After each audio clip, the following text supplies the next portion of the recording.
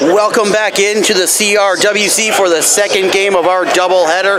It is the Durham Lords, your Durham Lords, facing off against the Georgian Grizzlies. I almost called them the Vancouver Grizzlies for some reason, I don't know. It's better than George Brown. The starters for your Durham Lords: number 2, Trey Lawson; number 4, Andre Barrow; number 10, Brandon Halliburton; number 15, the big man, Funcho Dameji; and number 21, Julian Hinkson Jr.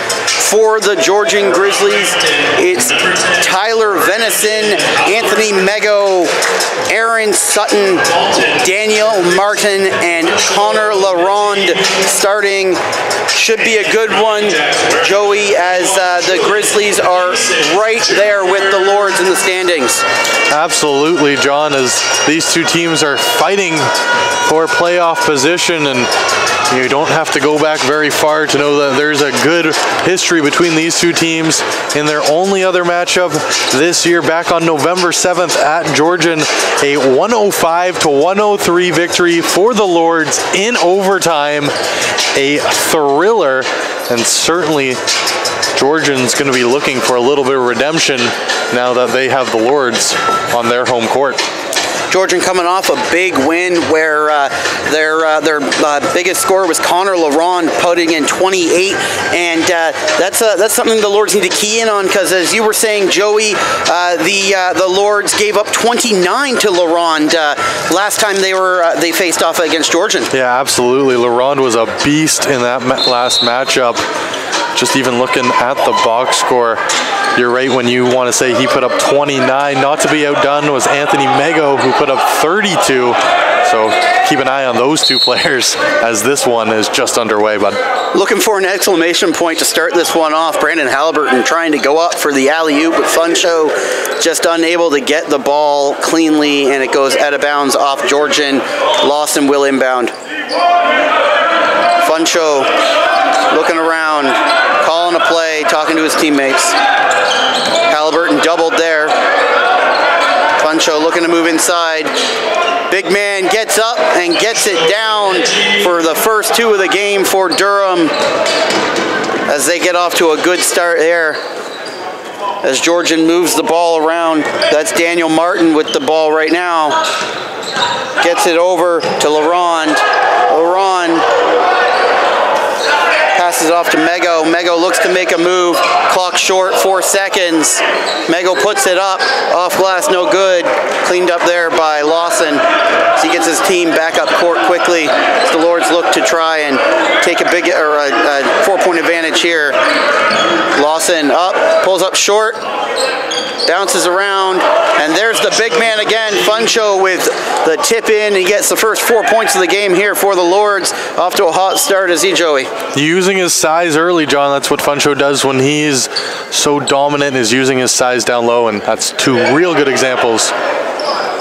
Deep 3 attempt there by Mego, unable to get that one to go, and it's Andre Barrow moving the ball up court now, looking for Hinkson Jr. and unable to get the handle there. It's the second time the Lords have looked for that alley-oop play, Joey. That would have been gross, as they have obviously seen something they like, and they were just a hair off on that one. The gym's going to pop off if they can get one of those to go. This is Daniel Martin moving the ball around here, hands it off to LaRonde. 6 seconds on the clock. Sutton to LaRonde. Looks like the Lords may have gotten a hand on that one, as Lawson collects the rebound there and gets it off to Halliburton. Halliburton inside, goes outside to Barrow for 3, and Barrow drains that one. The first 3-pointer in and good for the Lords, a 7-point advantage. Martin moves the ball around. There's LaRonde for 3, and he, not to be outdone there by Barrow, puts his first 3-pointer down, 7-3. There's Barrow with a nice reverse layup, up and in. Great job there, as Georgian looks to get another fast break point here. Put up there by Martin, unable to get it to go, as Lawson will collect the rebound. Lawson moves the ball back up court, gets it over to Barrow, who was wide open, but he decides to move it in, and a ill-advised pass behind the back, and LaRonde is going to have an easy layup here.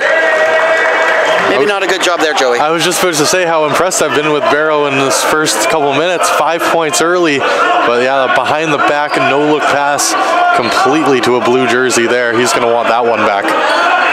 Stolen there by Georgian off of Funcho, as Funcho says he was fouled. The ref says no as Laurent moves the ball around here. Gets it over to Mego, puts it up, and no good there. Lawson collects the rebound. Looks deep for Funcho in the paint, unable to take advantage. He's going to look to get some points here. Moves around, and it looks like it will be an offensive foul, I believe. Yes, it is. Yeah, Funcho takes that one there. Coach Colson getting into it here for the Grizzlies. That's a loud yell, despite a good defensive stop. Mego gets the ball over to Venison. This is Martin, and now Laurent inside. No basket. Side out of bounds for the Lords. It's a good break there for Durham early. It's a good job. What are you seeing so far in this game, Joey, for the Lords? They're being aggressive. They're moving quickly up the court. They're not letting Georgian relax, and it's certainly helping them early. Good ball movement on the Barrow 3. Look to see more of that. Just as you mentioned that, Halliburton puts up the 3 on some good ball movement, and he drains it. Great job there. Great call there, Joey. Certainly helps me look good, but the reigning OCAA Player of the Week can do that to anybody, as Brendan Halliburton's been a beast for the Lords all season long. Strong defense there by the Lords, but Georgian able to clean it up. Clock is short, 10 seconds. Mego gets it over, deflects off of, I believe, Barrow or Lawson, one of the two, and out of bounds. 7 seconds on the clock, short clock for the Grizzlies.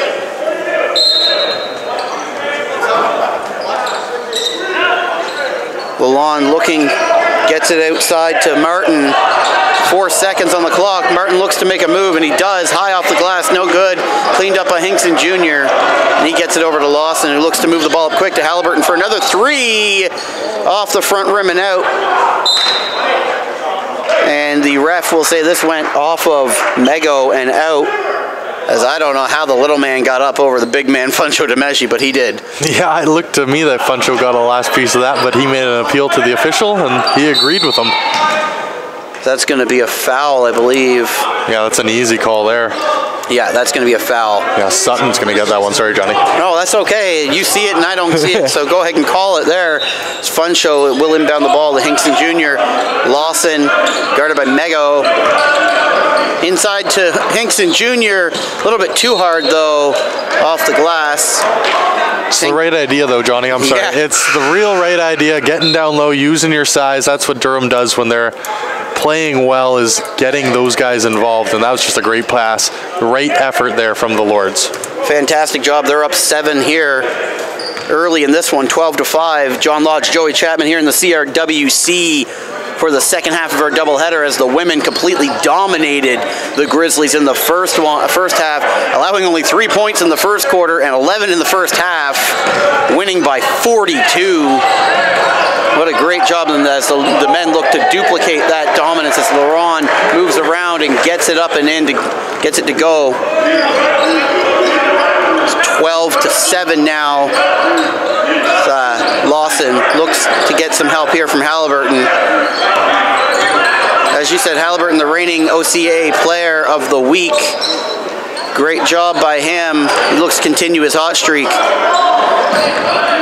Halliburton gets it inside to Hinkson Jr., too high off the glass. Good job cleaned up there by Tyler Henry, who has checked into this game for Barrow, I believe.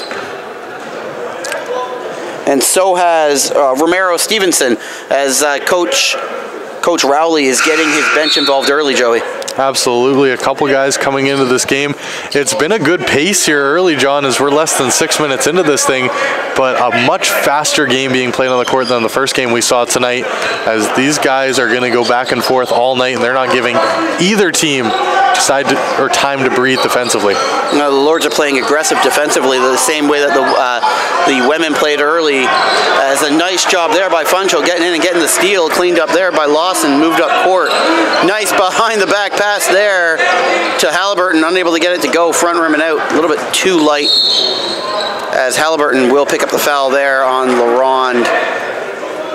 Just want to read you Halliburton's stat line, why he won Athlete of the Week this week. 2 games, 55 points, 16 rebounds, and 7 assists for an average of 27.5 points over 2 games for the point guard for the Lords, and the Brampton, Ontario native making his team proud there as the Lords went on the road and picked up back-to-back wins at Fleming and at St. Lawrence.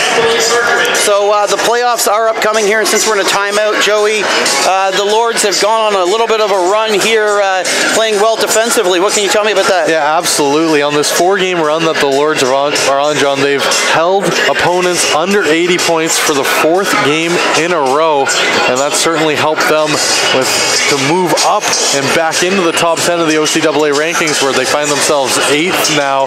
Great positioning going into the playoffs, and this team has playoff aspirations, and to do that, they have to continue to play well defensively. I think, John, that's been a big focus for Coach Rowley in the second half of the year post-Christmas, post the loss of DeAndre Huggins, who was such a huge offensive presence for this team through the first part of the year. Losing him, but still finding a way to win games and tighten up defensively. Coach Rowley has to get a lot of credit for the work he's done with this group. Yeah, having hidden secrets there, like Romero Stevenson. Great job by Coach Rowley being able to fill the gaps. I mean, if you were to tell me that they were going to lose one of their #1 scorers and still be this good offensively, I might not have believed you. I certainly wouldn't have. I was real concerned when we saw DeAndre Huggins not on the team anymore post All-Star or Christmas break. Lawson gets it outside to Stevenson. Funcho looks to make a move here. Big man loses the handle though, and it will be Georgian ball, as I'm getting a whiff of those Durham dogs, and I haven't had lunch yet, or dinner yet, so I'm kind of hungry. Yeah, people keep bringing food by the door too. It's they're not thinking about the broadcasters. No, there should be a tax. If you bring food by, you got to bring some for us. Just pay a toll. As Mego gets it up court, inside to Venison. Unable to get that one to go though, as Halliburton has the ball, moves it up court here. Looks to make a move inside, gets it to Stevenson. Stevenson, I believe he's going to get charged with the offensive foul here. Yeah, he will get charged with the offensive foul, as the Lords have their 2nd, possibly 3rd foul with 3 minutes to go here, up 7 in the first quarter. 2nd offensive foul for the green, white, and gold too, John, so they got to be concerned about that, picking up fouls away from their own basket. Yeah, just being a little bit too aggressive maybe on the offensive side of the ball. As Martin moves the ball around here, blocked by, I believe, Halliburton. Barrow is checked back in this game. Barrow waits for his teammates, gets Halliburton the ball. 14 on the clock. Halliburton looks to make a move, and an ill-advised pass again by the Lords, as covered with Stevenson, and Stevenson looks to make a steal, and he leaves Venison wide open for the easy layup. Yeah, it was a weird play by Stevenson there. A good play by Venison to get around him, but certainly not the toughest defensive matchup we've seen. Barrow gets it over to Halliburton.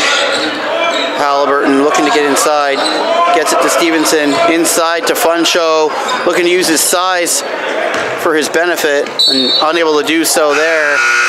The Lords will get the ball back, as it was deflected out of bounds by the Grizzlies. Yeah, Mego's not happy with that one, as he let that ball go out of bounds thinking it was last touched by a Durham jersey. The Lords will take the break here in the throw-in on the offensive end. Stevenson looks to get it inbounds here to Lawson. Lawson looks around, calling a play here, calling for Hinkson Jr. for the screen. Lawson loses his dribble, puts the shot up, no good. Comes down with the ball to Sutton. Mego moves the ball up court. Mego, that one's to Venison. That one's going to be no good, front rim and out, as Henry cleans up the mess there. Lawson looks to get a fast break point, gets it inside to Stevenson, and Stevenson with a nice finger roll up and in. It's good. Good job by Stevenson coming off the bench here, Joey, and getting the Lords offense going again. Yeah, no, that was a very nice move by Stevenson. Quick little layup, switched hands. Really good job off the bench.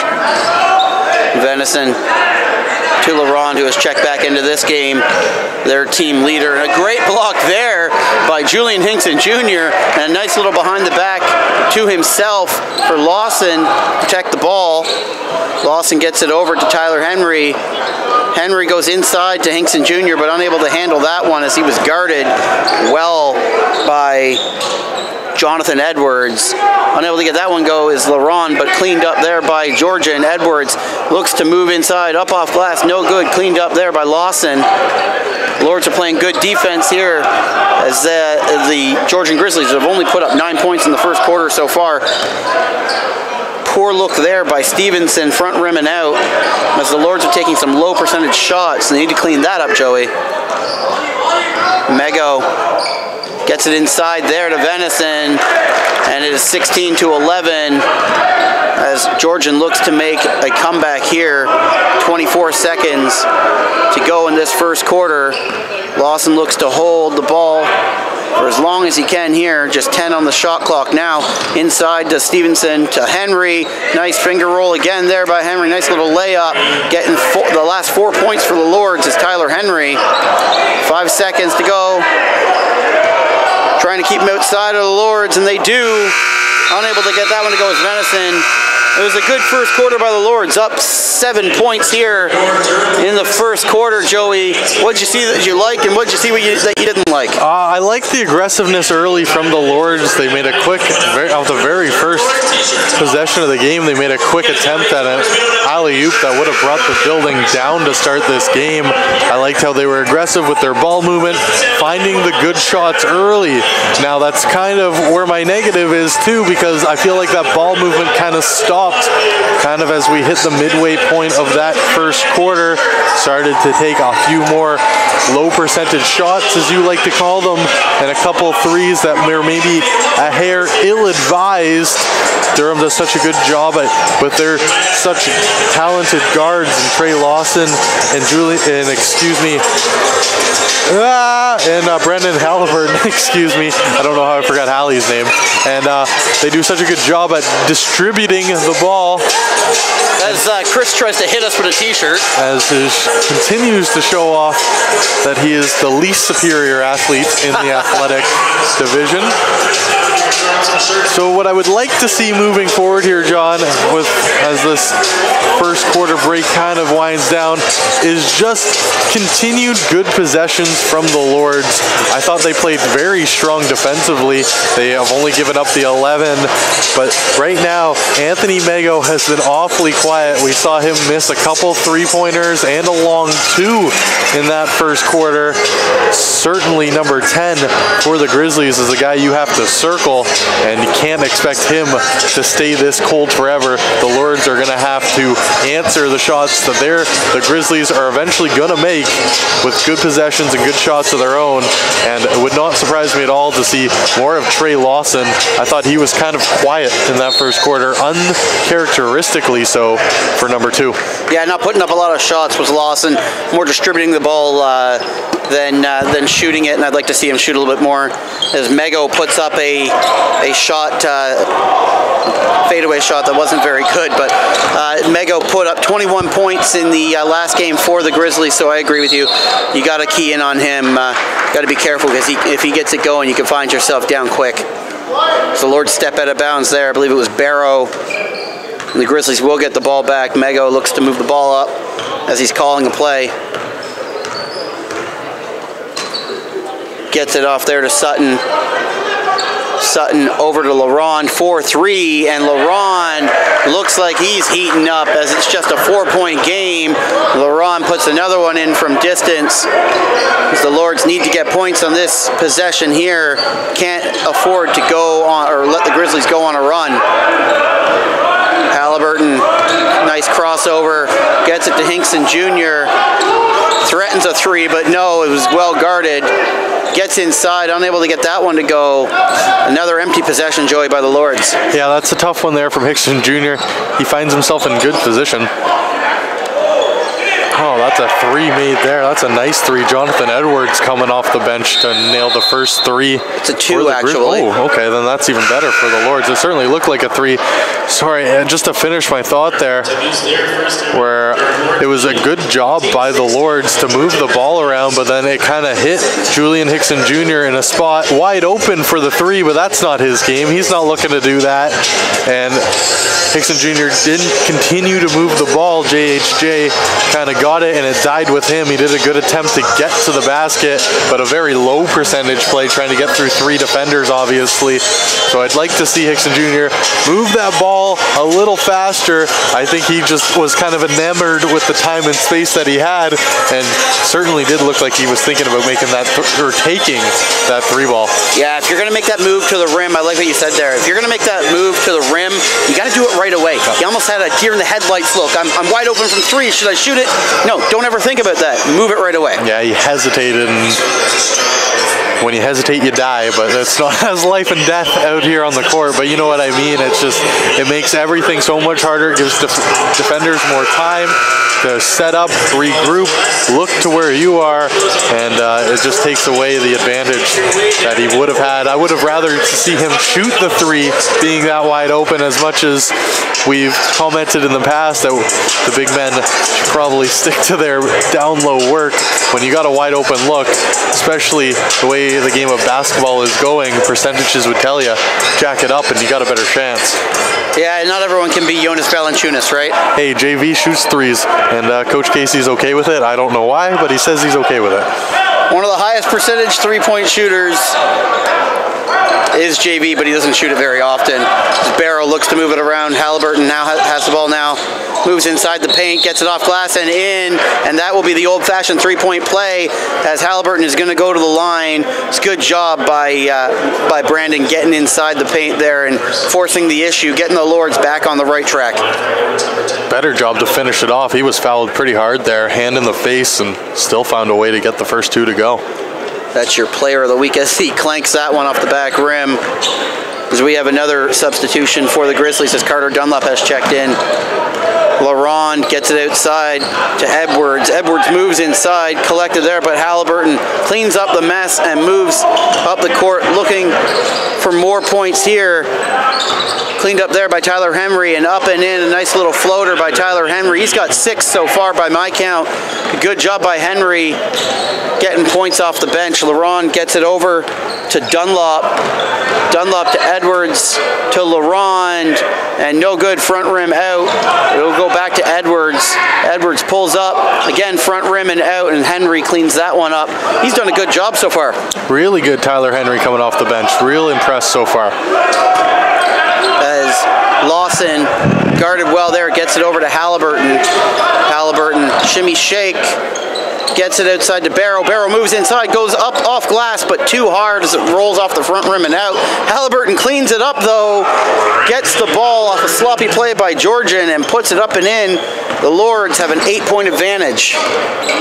LaRond off the hands there of Martin. Martin looks to get it back to LaRond, and he does. Team leader calling a play, calling for the screen from Dunlop. Gets it, puts it up, but it's no good off glass. As Lawson moves it back up court. Big man, Funcho DeMeggi, battling inside there. Moving around, gets it up off the glass, no good, collects his own rebound though. Looks to go up and gets it to go there.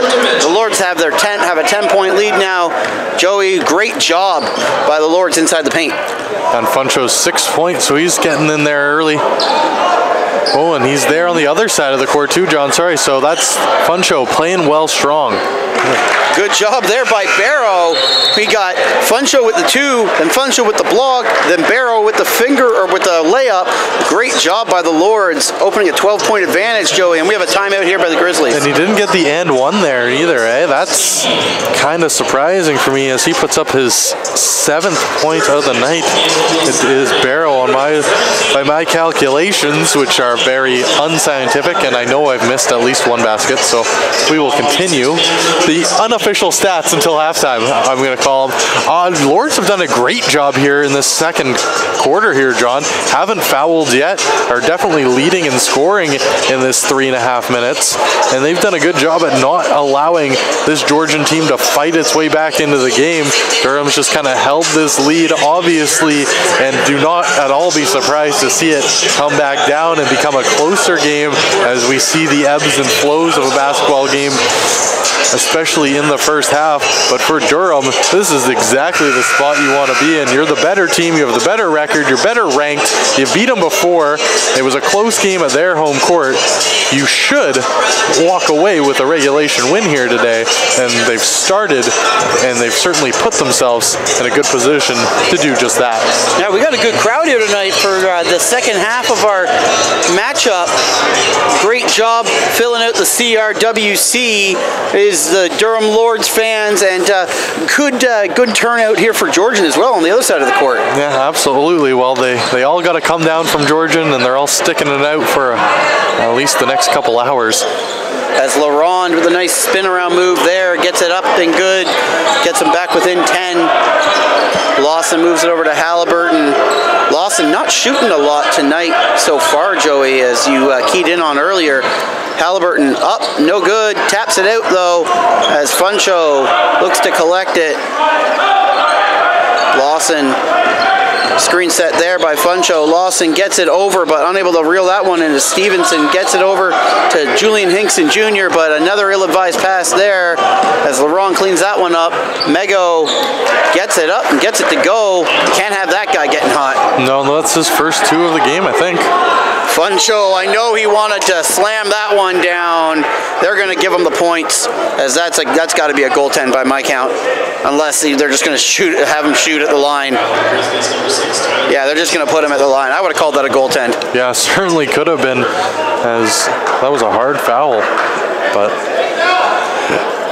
Venison didn't like it himself. He thought he should have gotten away with scot-free on that, but clearly it was at least a foul. I would tend to agree with you, John. Certainly looked like a goaltend from here. Yeah, you could hear the smack up here through our headphones, so definitely a foul at the very least, as Stevenson comes down with the rebound there. Good job, as Funcho unable to get either one of those free throws. Lawson gets it over, but just a little bit sloppy on the passes, I find, with the Lords right now, Joey. Yeah, that's a couple possessions in a row. They've found a way to not get points after that timeout from Georgian, so Georgian regrouping here, but certainly doesn't help the Lords in their cause when they keep making missed passes like that to nobody. Mego calling a play from the backcourt, moves it up, and wide open there is Aaron Sutton, able to get it to go. Deep two, I believe. There we go. The points are on the board there. It's Halliburton moves the ball, gets it inside the paint, outside to Lawson, who hasn't had anything going on the offensive side. Hinkson Jr. inside the paint, and he just bounces that to nobody, expecting Lawson to be there, I guess. As the Lords need to clean these passes up, Joey, as they're at risk at handing this one back to Georgian. 28-22, just a 6-point advantage. Yeah, Barrow's going to come back in here for Lawson, as the Lords not as sharp as they were early here, John, that's for sure. Hinkson Jr. to Halliburton. Halliburton looks around, makes a move. Short clock here. Halliburton's got to get it up, and he does. No good, as it will be off of Julian Hinkson Jr. out of bounds. Georgian ball. Just a little bit choppy on the offensive side right now. Not as calm as, like you said, as we've seen in the first quarter. The Lords need to clean that up and get back to the way they were playing. As Venison gets it over to Mego. Mego guarded there by Henry, and a good job there by Stevenson, not Henry. He had his hand on the ball, forcing Venison to move the ball around, unable to get it. Nice spin move there by Stevenson, but unable to corral it as Laurent walks away with it, and he's going to get up and get it to go there on the nice pass by Mego as Laurent gets the layup up and in. It's just a 4-point game here. Hinkson Jr. gets it over to Stevenson, and if I'm Coach Rowley, I'm calling a timeout as soon as I possibly can. Yeah, it's just been sloppy basketball here for the Lords, going on about 5 possessions now where they failed to come away with points, and really they failed to come close as they continue to give the ball away, and you just can't do that against this Georgian team. They're going to make you pay. Yeah, the Lords are definitely letting them back in right now. This Georgian is knocking on the door, just 4 points down. LaRon guarded by Hinkson Jr. I don't know if I'd have the big man so far out. Hinkson Jr. is now inside and tripped up there. Sutton, he must have tripped on one of the lines as there's no foul called. A 3-ball there for Barrow, unable to get that one to go as Mego moves it back up court. Mego out back to Martin. Martin over to Venison. Venison for 3, front rim and out. Clean rebound taken there by Stevenson, and Halliburton moves it up court. The Lords just need to settle down here, right, Joey? Absolutely. This is their 7th possession now without a point. They need to slow it down and get one here.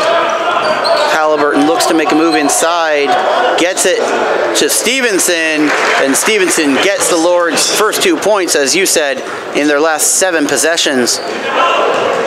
Moving inside now is Martin, getting it to Mego for the deep 3, pretending he's shooting out of Houston. Is Mego unable to get that one to go, was wide off the glass. Halliburton 10 for 10, but this number 10 gets it to go as Halliburton makes his second 3 of the game.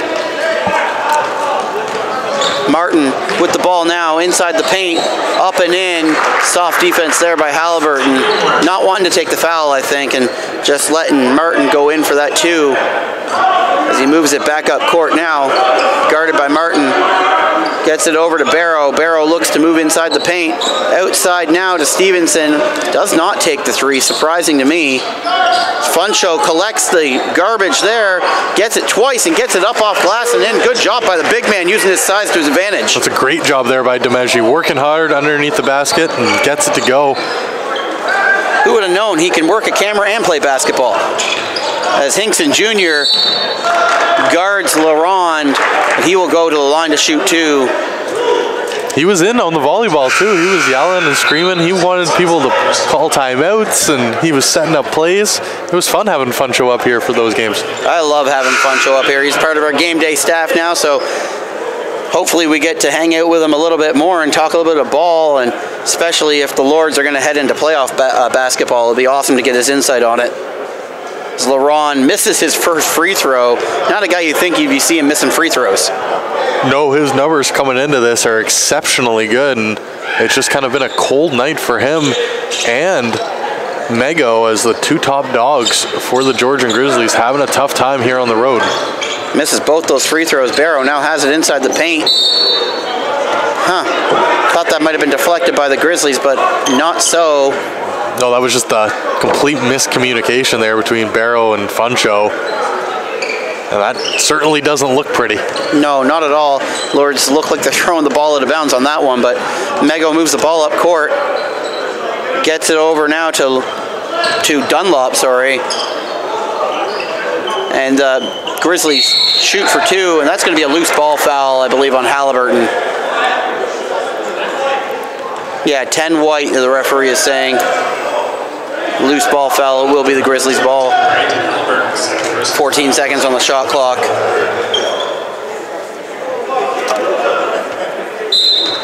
So the Lords have gotten back to a 9-point advantage here, Joey, and it seems like they've slowed the game down a little bit. It was just like, it almost looked like they were playing a little bit too fast. It's a great steal there, sorry, by Lawson. Go ahead, Joey. No, it's okay. Good job here. Good ball movement, boys. Funcho gets that one to go. That was beautiful. This game has certainly slowed down. The pace off the hop was extremely fast, and both teams have really slowed the pace down. Certainly doesn't help when both teams are going down and clunking possessions away. They tend to want to hang on to the ball a little bit longer when they're missing. as this is Jonathan Edwards with the ball now. Gets it over to Laurent, the team leader. An air ball. Laurent has had nothing this game. He's made a couple shots, but not to the degree of what you would expect from a guy who's put up 29 against the Lords last time they played and 28 in Georgian's last game. Yeah, and for coming into this, a 50% field goal shooter, he's clanked a bunch away. We saw him miss 2 free throws in a row, and he's 75% from the line. Very uncharacteristic. Funcho now has the ball, looks inside. Number 44, I apologize, I do not know his name. Lawson shoots it, and his first shot of the night, I believe, goes from 3. Great job there by Trey Lawson. And we have a stoppage. Jordan McGranachan is the name of your mystery lord, rocking the number 44, same as Lucas Pitchell. Jordan McGranachan. So as the referee, I see, has ordered Hinkson Jr. off the court. I don't know. He was yelling at Hinkson Jr. I don't know what happened there. As Tyler Hemry's going to check in now either way. Interesting to know what happened there. As the Lords lead by 14 late in the second quarter. Great job on the foul clock there by the Lords. 34 seconds left in the second quarter and only with 2 fouls on the board. There's Edwards. And that's going to be a foul on the Lords. It will be out of bounds, inbounded by Edwards. Yeah, you jinxed him there, John. Yeah, just a little bit. Edwards gets it outside to Sutton. Sutton to Mego with a little bit of butter on his hands. Edwards looks around, 11 seconds on the shot clock, looks to move inside. Gets it outside to Laurent for 3. And Laurent looks to heat up, gets it going here. It's an 11-point game, 12 seconds on the clock, 12 seconds in the half. Lawson holds the ball for last possession here. Guarded by Mego, screen set by Funcho. 3 seconds, he's gonna have to shoot it. He does, it's no good. As the Lords, Funcho says, that's my ball, not yours, give it here.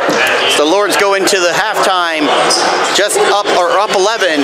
Good job by the Lords in that first half. Absolutely, John, and the fact that they put up 40 points and still have an 11-point lead despite the fact where it really was not pretty for a long stretch in that second quarter, it just really shows the defense and the depth that this Durham Lords team has. Our unofficial score count has Funcho at 8 and Brandon Halliburton at 8 as well.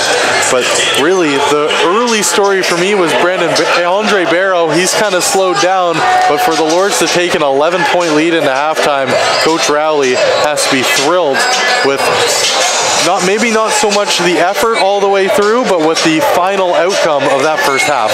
Yeah, we'll see if Trey Lawson can step it up and put some points on the board other than that 3. We'll be back in just about 14 minutes. Stay tuned.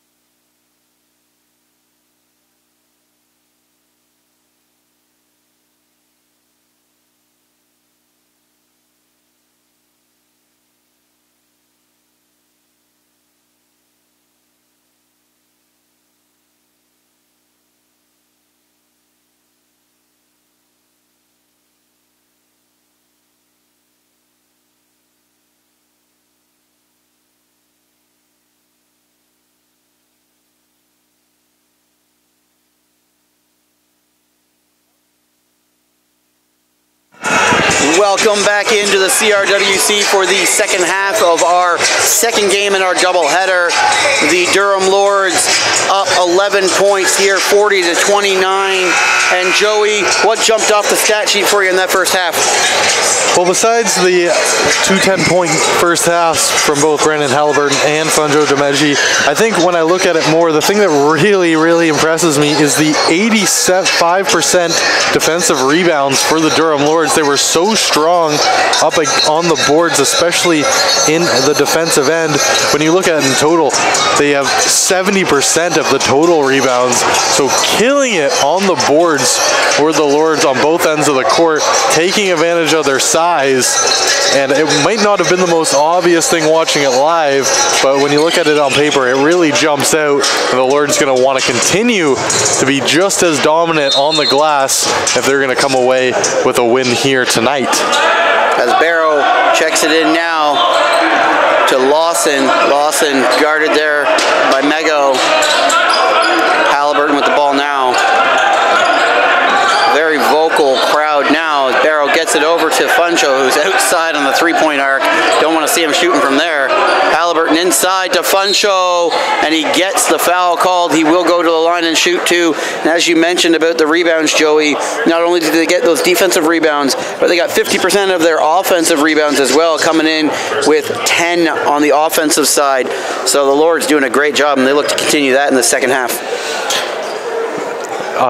Quick free throw here from Funcho, but did not see a free throw made the entire first half, John. So that's the first free throw we've seen made here tonight. So uncharacteristic of both of these teams. 0 for 2 and 0 for 3 respectively in the first half. Certainly expect to see more foul throws here.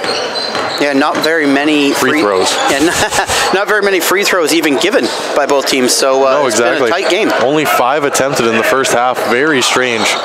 LaRon gets the ball around short clock here. He puts it up off the front rim and out. Mego looks to collect it, but Funcho's like, no, that's my ball. I'm going to take that ball, and we're going to move the other way as Lawson gets up court. Lawson guarded by Mego, gets it over to Halliburton. Lawson only shooting 4 times in the entire first half, Joey.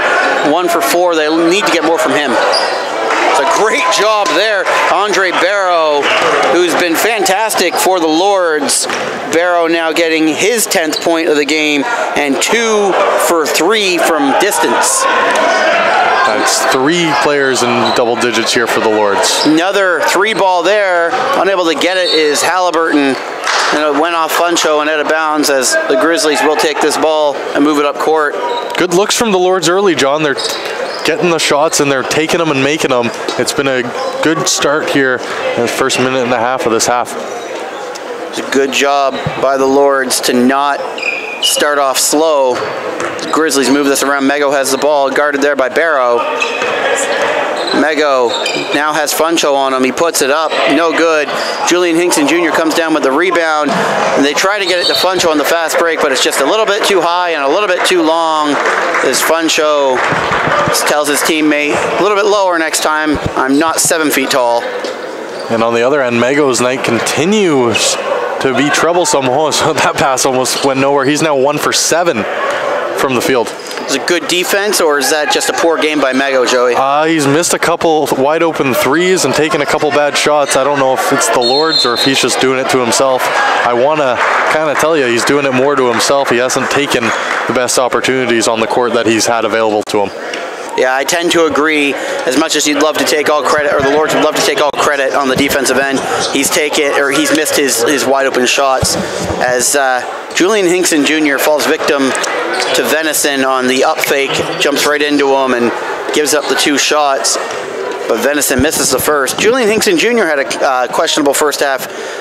Good on the glass, but 0 for 5 from the field. Yeah, just 1 rebound, really, so not the strongest half at all from JHJ, but he looks to pick it up here. Barrow moves it over to Halliburton. Halliburton just shoots it from 3, and like it's nothing, he puts it up and in, and Brandon Halliburton looks to continue his hot night.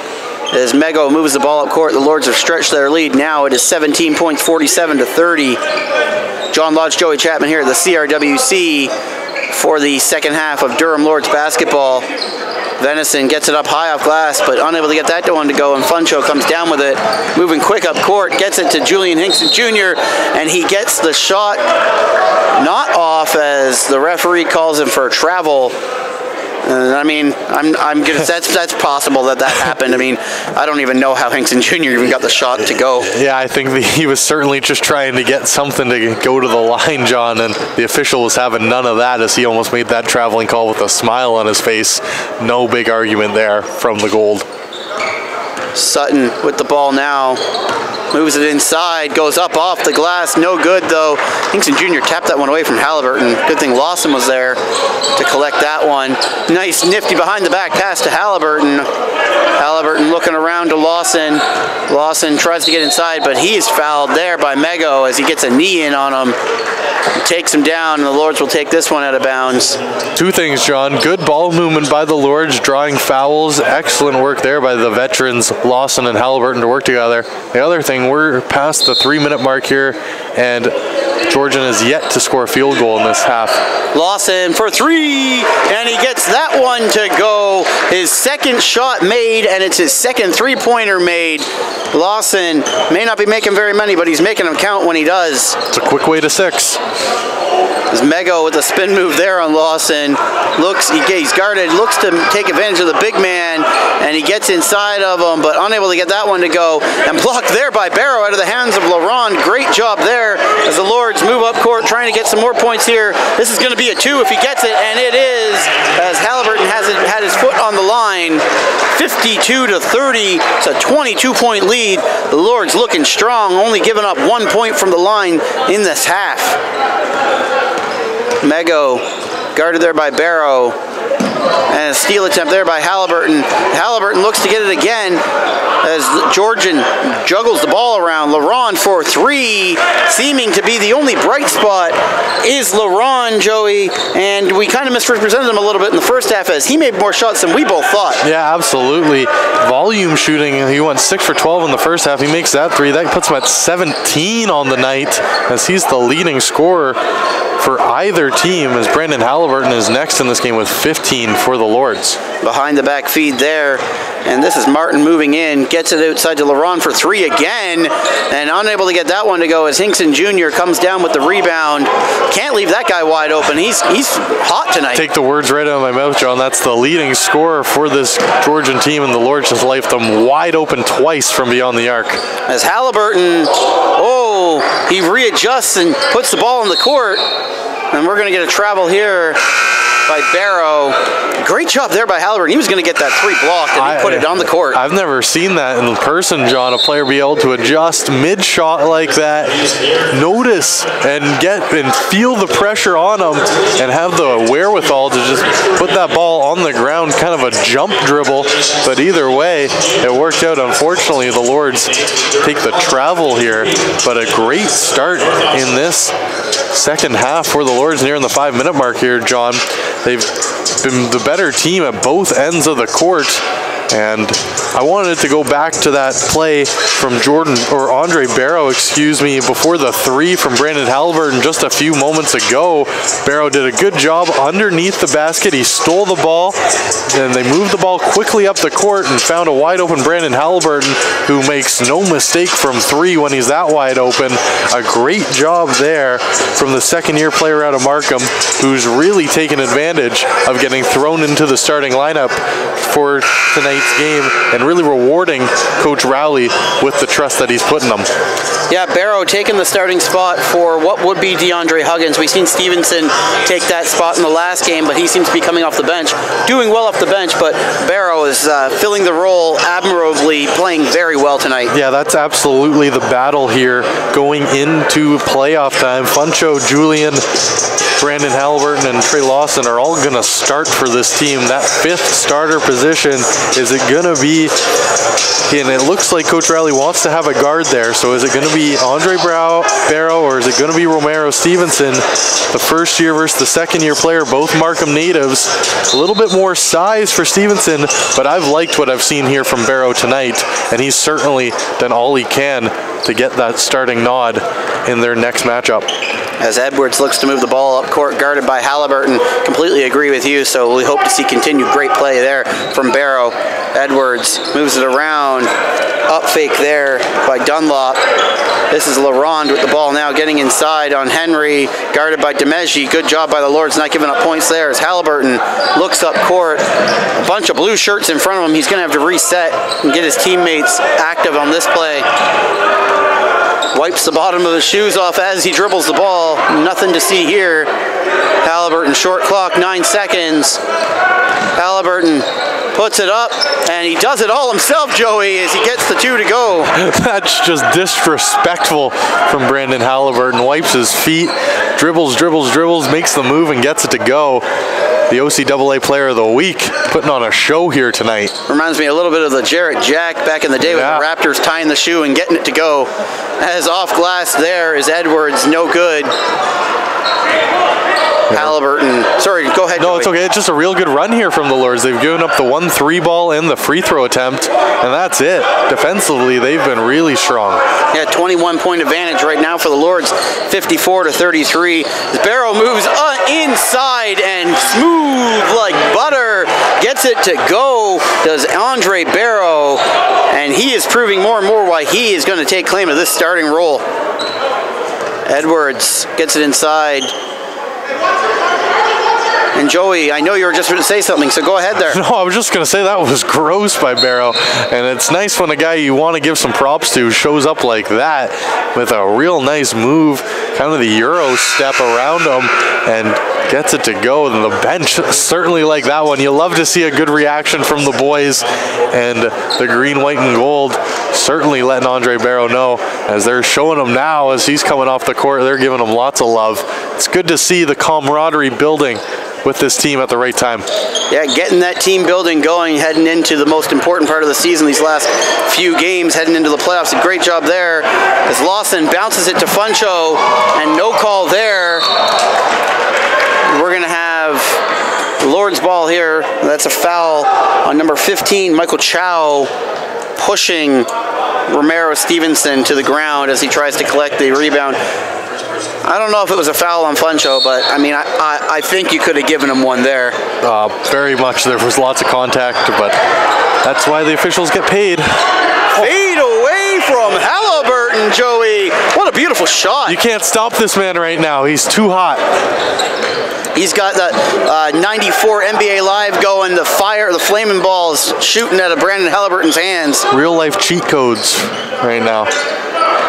LaRonde unable to get the ball cleanly from Edwards, and maybe ill-advised pass as maybe LaRonde wasn't expecting that one as the unforced errors pile up here. Sorry, John, just wanted to throw that in. So Halliburton now tied with LaRonde, 17 game high in this one.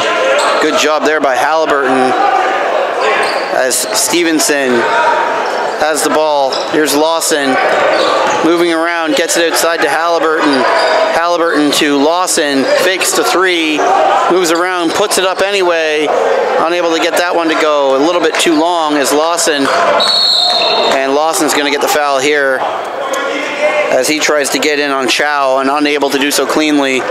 And we've seen Trey Lawson rub that left ankle a little bit. We saw almost looked like an injury last week when he got rolled into on a shot attempt, John, if you remember. And it certainly seems to be bothering Trey Lawson here as he keeps reaching down and reaching for that ankle. Edwards gets inside, and he will draw the foul there on the push. It will be out of bounds for the Grizzlies as the Lords find themselves in foul trouble here. 4 fouls with 2 to go in the third quarter, Joey. Up 25. Yeah, that happened awfully quick too. I just looked at it and it was 3-2 fouls with the Grizzlies leading, and just like that, 2 quick ones get yourself in trouble awfully fast. There's a 3-ball attempt there by Marshall, unable to get it to go as Funcho gets it over to Lawson. Lawson quickly moves up court behind the back, gets inside the paint, looks for the floater and rolls off the rim and no good. And that's going to be going the way of Georgian due to the possession clock. I really don't like that rule, especially in a men's game. You should be having jump balls. Yeah, it's just so weird to not see it, Johnny, and you're right. It wouldn't really take that much more time to make the jump ball. I wonder if it's an injury thing, if there's a reason why they took it out of the OCAA. I'd love to find out. Maybe I'll do some research on it and let you know, but you're right. It feels clunky to me. Yeah. So there's Marshall moving the ball over, and an ill-advised 3-ball attempt there. Halliburton collects the rebound. Henry gets it back to Halliburton, and Halliburton moves it back up court, calling a play, calling for the screen, but Funcho's unable to get clean. He wraps around here, and we're going to get a foul call here. 4 for a hold. That's Marshall on the Grizzlies. Yeah, you had Lawson calling for Funcho, but Funcho had 3 Grizzlies on him, couldn't find the open space to get to him. Yeah, absolutely. It looked like there was maybe a bit of a miscommunication with Lawson wanting Funcho to go the other way, but in the end it works out for the Lords as they draw the foul, and now both teams just 1 away from getting into the bonus. And that's going to be another foul called there. And there it is. It's going to be the bonus now. And if you're the Grizzlies, to not have Brendan Halliburton shooting the free throws, if you have anybody out there at the line, don't make it the hottest Lord, the hottest player in all of OCAA men's basketball right now, and you're just going to give him easy buckets. Coming off being the player of the week, he's looking to be a dual 2-time reigning player of the week with this performance. Athlete of the week, I should say. Halliburton makes his first, going for 2 here. And he gets it to go, and it is a 26-point game. 27-point game, sorry. Gotcha. My math is not great. Hey, I hear you. It's tougher than it seems to try and talk and do quick math. I hear you. There's a nice crossover there, and the Lords are going to find themselves in the bonus now. Or sorry, the Grizzlies are going to find themselves in the bonus now, as David Marshall will go to the line and shoot his first 2 of the game. This last minute may take a little bit to get through, Joey. Being in the bonus, we'll see how both teams play it. Marshall makes his first. Go ahead. Yeah, no, it's the first time we're seeing Marshall. Didn't play a second in the first half. So, coach trying to change things up here, putting in some reserves. The Durham Lords have just done an excellent job at smothering the Georgian Grizzlies here at home. I've been really impressed with this defensive effort from the green, white, and gold here. I thought this was going to be a back and forth close game, very similar to what we saw in their first matchup, but Durham has come out from the opening tip and dominated this game, John. Yeah, Durham just seems like the more cohesive team in this one. They look to keep it going. Turned over there, though, as Edwards gets it over to Marshall for 3, and Marshall gets that one to fall. The Lords have to get him and check key in on him because he seems to have a hot hand here. All of a sudden, 4 points for Marshall. As Lawson has the ball here, 16 seconds on the clock, 33 in the quarter. Funcho looks to move inside, stripped away though by the Grizzlies, and moving it up court is Chow. Chow gets control of the ball again, guarded by Lawson. Off the hands there. There's Marshall again for 3, and he gets that one to fall. No, that looks like it's going to be a 2. That will be a 2, says the referee. Marshall has his foot on the line. Got to check that guy, Joey. Yeah, he's certainly the hottest hand for the Blue right now. 3 seconds, 2 seconds. Lawson puts it up. No good. Could tell off the shot that one wasn't going to go. Lawson maybe just looking for a foul there. Yeah, Lawson taking the words right out of my mouth, Johnny. That's exactly what he was looking to do. Try and draw a little bit of late contact. But for the Lords to go into this 4th quarter up at home by 19 is so impressive. And just like the women's team, John, this is their 3rd last game of the year. They face Algonquin in a big matchup at home here on the 17th, and then after that it's just one more on the season, and they're going to take on, no, excuse me, the men's team's schedule is different. For some reason they have La Cité coming into town. Honestly, I saw Algonquin and then I saw Centennial. I didn't even notice there was a game in between. So La Cité Coyotes coming back into town on Sunday, February the 18th. Very interesting that the women's game is not being played as well. Yay! So the Coyotes, good luck with that one, bud. I'll Sunday, February the 18th. Okay, so I lied to you. The Durham Lords schedule is a little different than the women's team, but just so this is their third last home game, gives them lots of opportunity. Now coming into this, they finish at Centennial. So Centennial directly ahead of them in the standings, 24 points coming into tonight.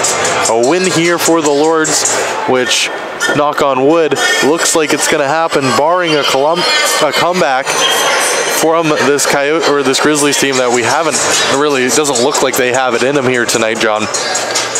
So a game against Algonquin, a team below them in the standings, 4-12, and then the La Cité Coyotes come in, who is the bottom of the OCAA standings at 0-17. Cough, cough, that's going to be a barn burner.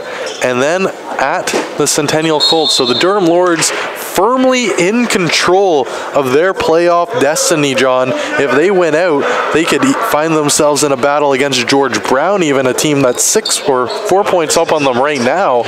But you never know how the ball is going to fall. And this has just been such a great performance here from the Lords in a game that they needed to win to give themselves a little more breathing room, a little more space, and just get them to feel comfortable, especially with 2 home games remaining left in the year.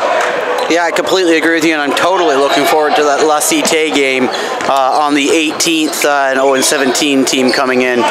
Can you tell by the excitement in my voice? Yeah, I thought we hadn't seen enough of them. That's just disappointing, really. As Mego gets it to go, his first shot in the third quarter. It doesn't help that they're terrible, too. 0-17 on the year, most points given up in all of the OCAA, over 1,500 already. That's going to be an interesting one here inside the CRWC, bud. It's Julian Hinkson Jr. gets the elbows going, but unable to retain possession there. As great defense by the Grizzlies. Mego looks to get it going, and he gets it up off glass. He will go to the line to shoot, too, unable to get it to fall. As Mego looks to get it going, it's a 17-point game right now, Joey. The Lords haven't scored a point this quarter. We're just about a minute in. They need to get it going here. They can't let this Grizzlies team back in it, because 17 points, you know, it's a big lead, but it can disappear really quickly in this game of basketball. Oh, absolutely, especially if Anthony Mego can get it turned around here. The man averages just under 20 points a game for his Grizzlies team. He's been so consistent all year. 77 from the free throw line, 33% from beyond the arc, for a solid 30, almost 40% from the field. He's a really good player, a guy we both had circled coming into this one, and he's just been ice cold. And if the Lords want to win this one, just keep him quiet. That's certainly a good opportunity for them to close this thing out without too much stress, if they can do that. As the Lords look to close out a game, something Cleveland hasn't seemed to be able to do for the last little while, as they lost again tonight to Orlando. Oh no, you lost your money, eh? Oh, that just ruins that parlay. That's okay, that's okay. You know, that's what we do when we're betting. We risk our money. It really is just the life of gambling addicts like we are. It's just really a stressful time. Don't start gambling, people, whatever you do. Boy, did they ever lose, by the way, 116 to 98. Oh my goodness. To a team that doesn't even deserve to win a game is Orlando. And back to this one. No, hold on. Let's go back to that. What was the score in that game at half? That was, you told me it was like 61 to 45 at half for Cleveland. And Cleveland just falling apart. Oh my goodness. And the Raps are winning, I just assume, because they're actually a good basketball team. The Raps are up 96-71 in the fourth quarter. So yeah, they're dominating the Boston Celtics. Against Boston? Whew.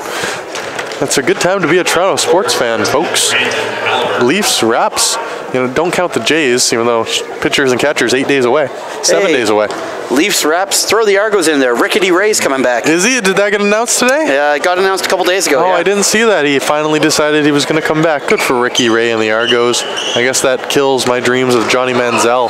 Yeah, I was kind of hoping that we'd get some Money Manziel in double blue, but doesn't seem like that's going to happen here, as Mego gets the ball, unable to get that one to go. Coming down with it is Tyler Henry as we get back to this one. The Lords up 64 to 45. Halliburton 4-2, and he gets it to go. He's going to say, the referee said that one was 4-3. I thought he was on the line, but I'll listen to the ref, as that one was 4-3. Halliburton just on fire. It's automatic for him tonight. 22 on the night for number 10 in white. as Edwards gets that one to go for the old school and one, or old school 3-point play, gets the and one. He'll go to the line to shoot one.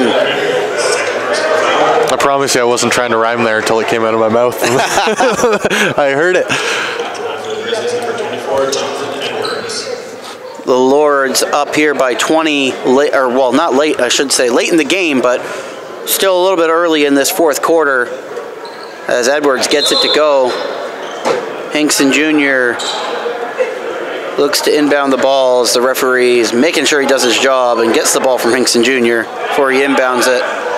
Lawson, for some reason, letting the ball just travel up court and no clock running. I think with a lead, I want the clock running as much as possible. Halliburton makes a move here, puts it up, and no good. A little bit too long.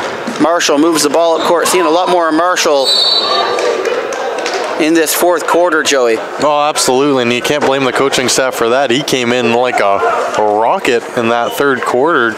All of a sudden, he had 7 points in the span of less than a minute, as he's been the most productive Georgian Grizzly, that's for sure. As Georgian gets the shot there, and that was Natim unable to get that one to go. A guy with a great name, Nana Natim. Oh, is Natim in for the first time? Good, it's good to see him. Nana Natim. Nana Natim busting in the lineup here, as that was the name we had circled. The Bradford, Ontario native. Got a lot of the bench players in here late in the game. You got Marshall in, you got Natim in, you got Chow in. So it seems like the Grizzlies are changing up a little bit here as Venison is going to go to the line and shoot two. Lords have 3 fouls, or no, shoot one, sorry, as it's an and one as well. Henry collects the rebound and Halliburton moves it up court. Halliburton gets it over to Barrow. Barrow guarded by Chow. Looking around, gets it to Halliburton, moves inside, pulls it up, and no good there. Contested shot. And he can miss, who knew? Natim gets it over to Marshall, Marshall to Chow, Chow to Laurent. Laurent tries, on no good there, as Henry strips the ball away. Good job there by the Lords. And that's a technical on the Georgian bench. Yep, certainly looked like Matt Colson wanted a call underneath the rim there. I thought it was great defense by the Lords. They were 3 underneath, they had their hands up and didn't draw any fouls. As obviously Coach Clausen would disagree. That was a weird whistle right before Brendan Halliburton shot Someone trying to make noise in his backswing. Yeah, that was just rude. And it made him miss too. Did you hear about the guy who yelled during Tiger Woods' backswing? It. Oh my goodness. What a moron that guy is. Natim strips the ball there from Hinkson Jr., who's had a rough night so far. Laurent gets it over to Marshall. Contested 3, wide, no good. Chow over to Laurent for another 3 ball, and this guy, he's shooting the lights out for Georgia, and he's the only one doing it. Yeah, if it wasn't for Marshall, he'd be the only guy who's made a 3 here tonight, I believe, for Georgian, as they have just been ice cold. And it's not like Laurent's had a great night either. He's just shooting the ball enough. Eventually some are going in for him. And here's Marshall, and a good block there by Barrow, but unfortunately Chow comes in to clean up the mess, and Halliburton jumps right on his back and gives him another and one. Coach Rowley needs a timeout here. He needs to settle his guys down. They have to start playing a little bit better defense. This lead is slipping away, Joey. Yeah, it's a really poor foul there by Brandon Halliburton. Certainly didn't need to take the 4th on the team, give himself another one, and put the Grizzlies back on the line. Only 14 points is this deficit as they're starting to push, and all of a sudden a 20-point lead becomes a 14-point lead, becomes a 10-point lead, John, and lots and lots of time left on the clock, especially with the Lords picking up their 4th foul there. This could be trouble. Chow finishes off the 3-point play, getting the free throw to go, and yeah, I completely agree with you. The Lords have to be careful here. This lead could disappear very quickly. Basketball is a game of runs, and they have to make sure that Georgian does not go on one here. Halliburton guarded there by Laurent, moves around, gets it outside to Lawson. Lawson gets it over to Halliburton for the wide open 3, and unable to get that one to go. Is a little bit short as all of a sudden Halliburton's gone a little bit cold here. Edwards gets the foul called, and he's going to go to the line and shoot 2, and that's the bonus. Yeah, that's 2 misses in a row for Brandon Halliburton, and 2 times in a row the Grizzlies have gone down the court, picked up a foul and won, and now, just like you mentioned, Johnny, they're in the bonus. And the Lord's going to have to play very strong defensively here. Interesting to see Stevenson come in for Trey Lawson here, as maybe that ankle bothering him a little bit more than he's letting on, and Coach Rowley taking him out of the game. I think that it's they're going just for a little bit more of a big defensive game right now, trying to stop him as opposed to score. Not that Stevenson doesn't have a scoring touch, and not that Lawson might not be a little bit hurt, but I just think you want to go with a little bit more size, a little bit more length. Absolutely, that's a good point, Johnny. Funcho has the ball, moving it up court now. Looking for someone to hand the ball off to is the big man. This is not his territory. He gets it to Halliburton, who gets it to him, but unfortunately he's unable to get the handle there. Mego moves the ball up court. Mego could feel it there as he tries to get it up to LaRond. Now Halliburton has the ball. Georgian can feel this game turning here. It's just a 12-point contest. You got to stifle him now. You got to get in. There's a good job there by Funcho as he'll head to the line for 2 important free throws. Yep. Joey, this game is turning around. Yeah, absolutely. Sorry, John. That's what the Lords are going to need to do here, is go to the basket, draw the fouls, get to the line, get the easy buckets. They've made it too easy on the Grizzlies to come back here. Too many unsuccessful trips. We saw that run of about 7 back in the second quarter where the Lords couldn't find a way to put the ball in the basket. They cannot afford for another one of those here with 5 minutes left in this fourth quarter. Completely agree with you there. They got to have points on almost every offensive possession here, because that's what Georgian's doing, as Funcho makes 1 of the 2, and Edwards unable to get those 2 to go, as possession will now go back to Georgian from this weird jump ball rule. And yeah, Georgian underneath the net there. Edwards unable to get those 2 to go, and then unable to get the 3rd to go was Venison.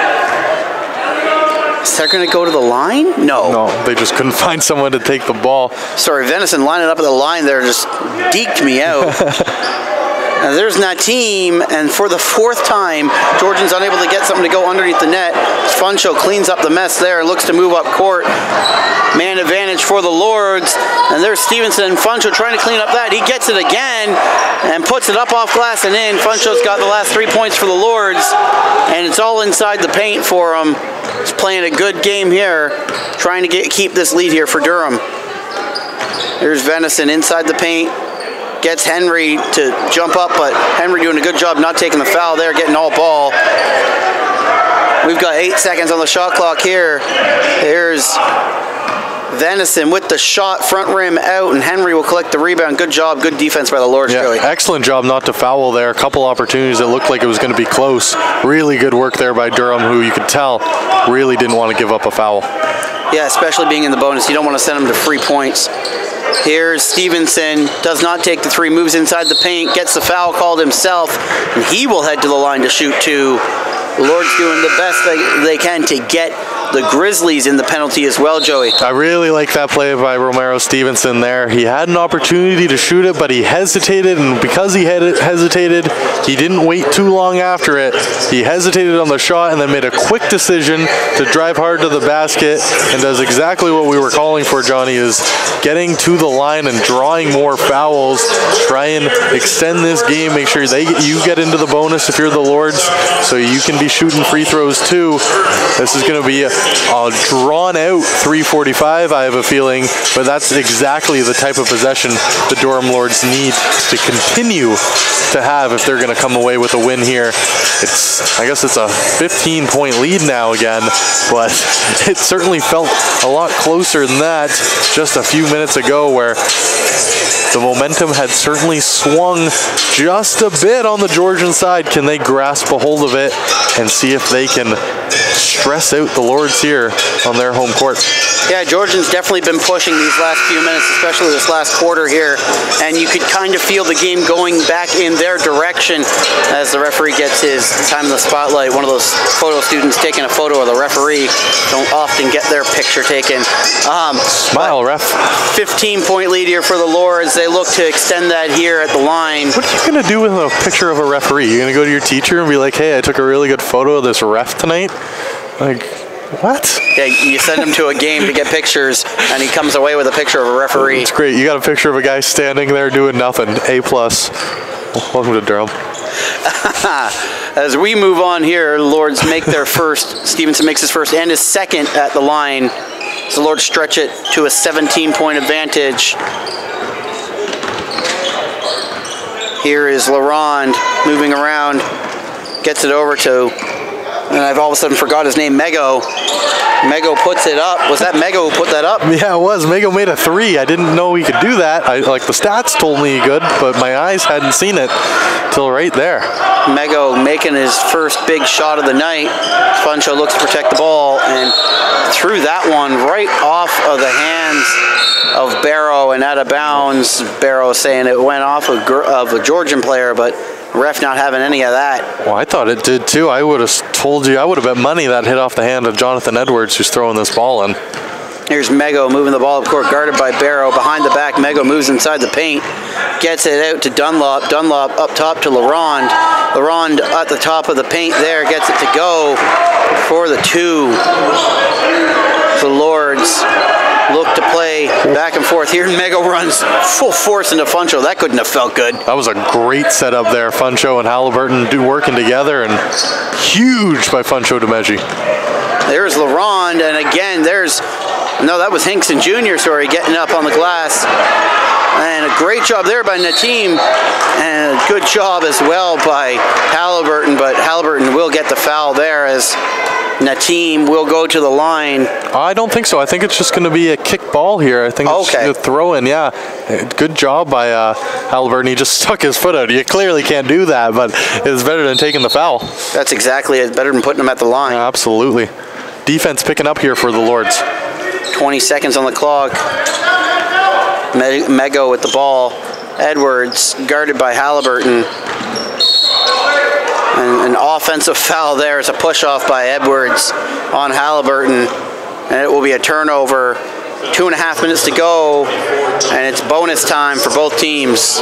That's a tough foul on the Georgian right there. John is certainly not going to like that as Coach Clausen. As Mego runs full force into Funcho again, he's going to find quickly that is not what you want to be doing. You're going to get yourself hurt, little guy. And I mean, he's a little guy compared to Funcho. Yeah, we've had Funcho up here in the booth. We've both had conversations with him. That is a big man, and he's man-strong out here in his 5th year with the Lords. He's got a little extra strength. I wouldn't want to be running into him. The way that Mego bounced off him on that open court pick about 30 seconds ago, that certainly going to feel that in the morning as Anthony Mego. Yeah, that's 5'9" versus 6'5". Ooh, and probably close to 70 pounds of muscle as the difference. So the team goes to the line here. Guy who wins for the best name on the team, or of the night, Nana Nateem. Yeah, but Connor Dunlop wins the award for weirdest town. Yeah, I don't know. I'm not even Manitowaning. Yeah, that's pretty close. That's what I would say. I'm not quite sure where that is, but I could tell you. Manitowaning is just like Dolphin, Manitoba, I guess. Wouldn't surprise me if that was in Manitoba as well. Halliburton has the ball here now. Last 2 minutes of the game. 73-61. Durham leads by 12. As there's Barrow, gets it inside to the big man, looking to move bodies, and he gets it up off glass and in. It's Funcho Demeji extending the lead now. 75-61, 14-point game for the Durham Lords. 1 minute 54 seconds to go in the 4th quarter. John Lodge, Joey Chapman here at the CRWC. Second half of our doubleheader tonight. Where is Manitowaning, Joey? Manitowaning is way up north, 250 miles, 328 kilometers north of Sault Ste. Marie. So it's nowhere. It's cold, man. It looks beautiful. I'm reading all about it right now. There's islands. It looks like a very pretty spot, but it's cold there right now. Yeah, I bet. It's way up north. It's in the North Pole, apparently. as Halliburton gets it over to Barrow. Minute 34 here to go. 14-point game. Barrow gets inside, goes off glass, gets his own rebound, and gets it to go. Barrow has had a great game, Joey. Absolutely, and he's doing everything he can to take that coveted 5th starter position. It's been really fun to see him play so well here today, John. The Lords now lead by 16, minute 28 to go. I'm going to call this one, Joey. Great job by Durham answering back to a hot start of the 4th quarter by Georgian. Absolutely, and when it looked like the momentum was going to get stolen away from the Durham Lords, a couple good defensive stops, a couple quick buckets, they do an excellent job at going to the line and really slowing this game down, and it certainly does not look like the Georgian Grizzlies are going to have any answer. Just want a quick clarification, not north of Sault Ste. Marie, it is south of Sault Ste. Marie. It's more on the Manitoulin Islands, which is pretty much south of Sudbury, but it's an island really in the middle of whatever Great Lake this is, the Georgian Bay area. So it's an island, you can get there on Highway 6. It looks beautiful, maybe we'll go one day. Quick fact, it is low, yeah, historical plaque is there. That's my quick fact. So minus 17 there. That's my quick fact. Minus 17, yeah. It looks beautiful, guys, and we appreciate you coming out. But if you go to visit, make sure you bring your winter coat. Yeah.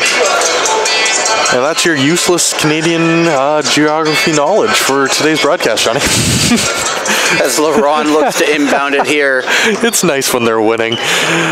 Edwards with the ball. And we will be back, Joey, like you said, here for the Algonquin Thunder game on the 17th, and I guess for the La Cite Coyotes game, or La Cite, sorry, I said it wrong again, on the 18th. So working the weekend again, 8 p.m. and a 8 p.m. on Saturday.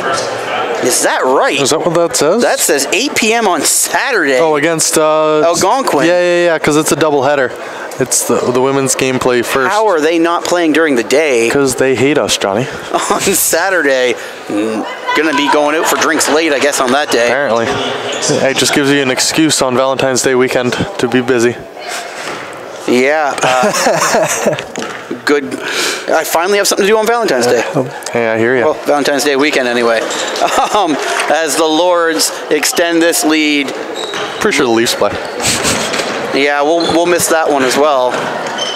This is the Leafs playing well here, and good shot there by Carter Dunlop, as our boy Eric, doing the in-game announcing, must be enjoying this one. Halliburton looking to kill as much clock as he possibly can, and just at over a minute here to play in the 4th quarter, 78-64, 14-point advantage for the Durham Lords. And Joey, what was the takeaway from this game for you? The takeaway in this game is really the emergence of Andre Barrow alongside Brandon Halliburton, just continuing to be a dominant force on this team. I think you've definitely seen Barrow has taken over this 5th starter position, something that was desperately needed after Dondre Huggins has left the team. A guy that was a trusted force on this team, a guy who played a lot. It looked like Coach Riley had his designated 5 starters pretty much all season long. It was like clockwork. You knew who was starting for this team. And just the adjustment and the way that they've been able to come back from losing one of their best players and really rebound and play so well, and to win their 5th game in a row in such dominating fashion here at home against a very good Georgian team. Just the way they've come together as a team has been so impressive to me, and it's just been a great night all around if you're a Lord in a basketball jersey. Yeah, I completely agree with you. 15 seconds here left to go on this one. And Andre Barrow, as much as Brandon Halliburton has been fantastic in this game, continuing his torrid pace the last week and a half, Barrow is the takeaway for me, because up in the air is that 5th starter spot. Not no more. Listen to my English. Not anymore, as Barrow has taken a firm grasp of it, playing great defense, but even better playing on the offensive side of the ball, getting those those. Hard to get shots in between the defense and the paint. Yeah, and on the note of things that interest me, Centennial plays George Brown, the team ahead of them in the standings, and then Candor, a tough game, a game they should win, and then the Lords. So if Durham can win out and Centennial, and they can get a little bit of help from George Brown, looks like they could move up to the 3 seed in the East. That'd be great for the Lords as they win their 5th in a row, and their 5th in a row, keeping teams under 80 points. 80-66 is your final score. Make sure to join us on the 17th for the Algonquin Thunder game here at the CRWC. For Joey Chapman, I'm John Lodge. Thanks for listening.